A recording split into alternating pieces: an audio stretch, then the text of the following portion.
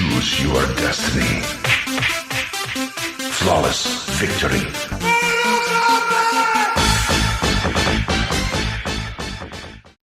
What's going on, guys? LordKing here again, back with another Dragon Ball Super review, Dragon Ball Super 95. I'm going to change it up a little bit. Instead of actually just going through the actual episode in itself, basically doing a sort of reading a book to you of what happened in the episode, which I have been doing up till now, I thought I'd go over the things that I think are actually a bit more pivotal, the sort of key moments in the episode. It may probably make these a little bit shorter. Sometimes they could be longer, but it also highlights it a little bit more and looks more individually at the actual sort of main points of the episode instead of me just relaying to you what we all saw. First things first, this episode was freaking amazing. It had me in hysterics.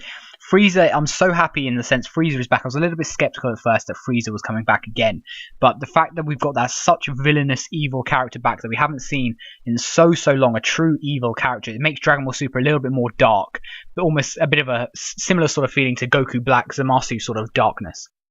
So it's very, very cool to see. And what I'm kind of hoping is that this is just almost a subplot and Frieza's just battling. I'm hoping that Frieza isn't going to be the main villain, because that'll make me slightly annoyed if Frieza is the main villain in this sort of thing and not Jiren. I'm hoping it is going to be Jiren or whoever else. But moving into it, this episode was incredible. The animation itself was also absolutely great as well. It was a really, really good episode and very, very well done overall. I'll show some comparison picture later of this compared to the previously when we saw the resurrection of Effa in the Dragon Ball Super arc. This just looks absolutely so much better. So we have the assassin set from Universe 9. Frieza is basically just destroying them all. And again, we're seeing that very, very evil, sort of cool Frieza. And then, like I mentioned before, it's the villainous vibe that we all love. And Goku's getting really, really sort of annoyed by this, obviously still showing that Goku has his very, very good side to him. Now, this moment we saw the true Frieza, power of Frieza. Frieza said that he has been doing mind training in hell. And he's basically got perfect control of his golden form now, so he's stronger and is the true Frieza. Similar to Piccolo or Jiren's meditation sort of thing is what I assume. We see an incredible scene where he harnesses this sort of evil and the good side, the two parts together, brings together and does this explosion thing, as you can see on the screen now. And it was absolutely incredible. The animation is phenomenal.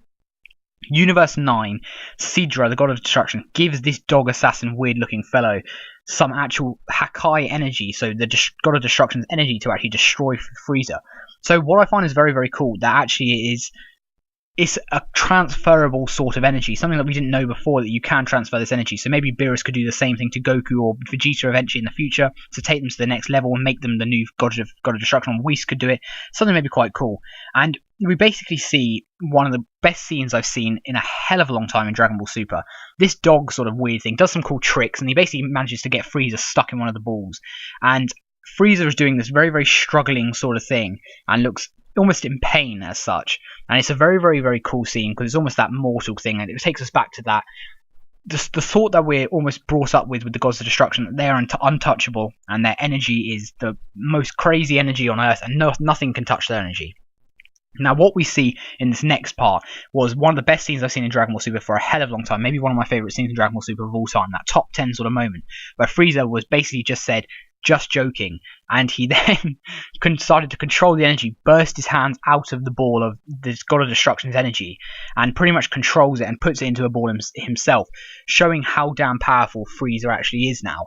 It's one of those things, it's a little bit annoying that they've done leading up to this arc, where they basically power scaled everyone up crazy low, so Krillin, Gohan, and Android 17 all now compete with Goku. But basically Frieza has pretty much done the same thing, but it looked so damn cool the way they did this.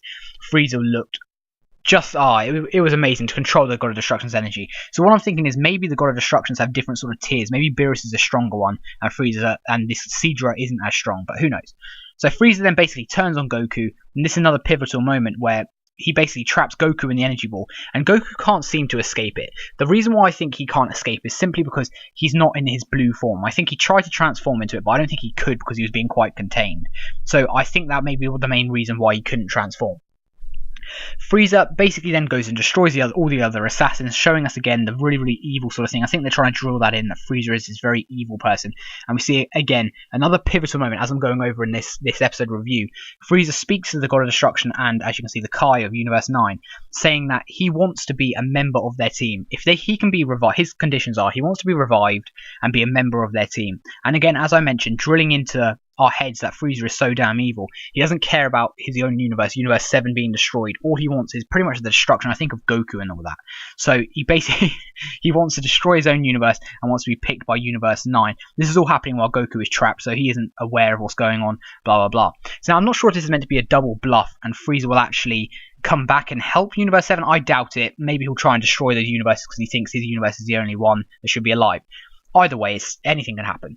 Beerus basically turns up, makes the Hakai sort of thing go away, and Goku kind of covers for Frieza, saying that Frieza's just mucking around. It was his fault that Frieza got let loose sort of thing.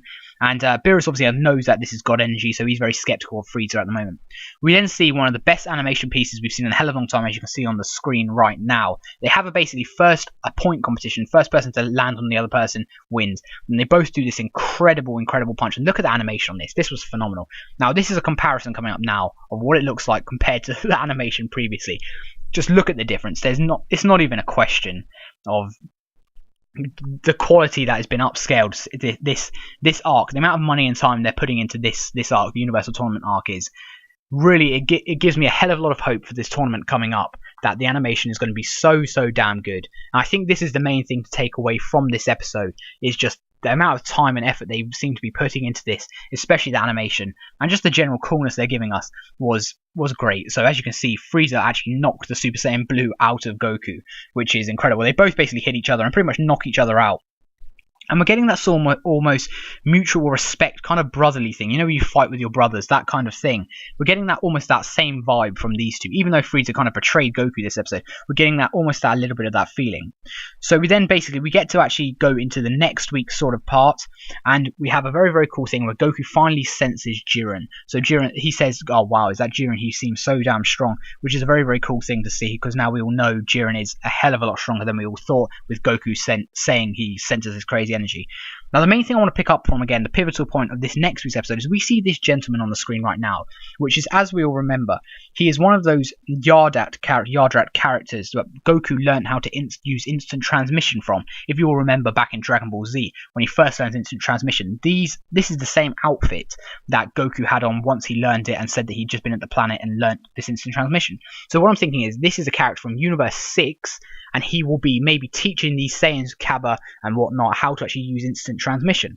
So now what the cool thing could actually be is we could get into the tournament where they end up, Kaba, Kale and Cauliflower end up using instant transmission, and Goku and Vegeta are kind of shocked, like, how the hell did you learn that sort of thing. That basically wraps this one up, guys. Again, I hope you like almost this different format where I'm not just going over the episode and reading it all out to you, as we've all seen the episode, we all kind of know what happens. But go watch it again, because again, it was such a damn good episode. I'm going to watch it a few more times, I think. It was really good to see. As always, guys, please like, share and subscribe. I hope you liked this review and the change up now. Let me know what you think. Tell me what you thought of the episode down below. Who do you think is going to be the tournament winner? How do you think the tournament's going to play out? Let me know everything you think down below. As always, I've been Lord King. Like, share and subscribe. Goodbye.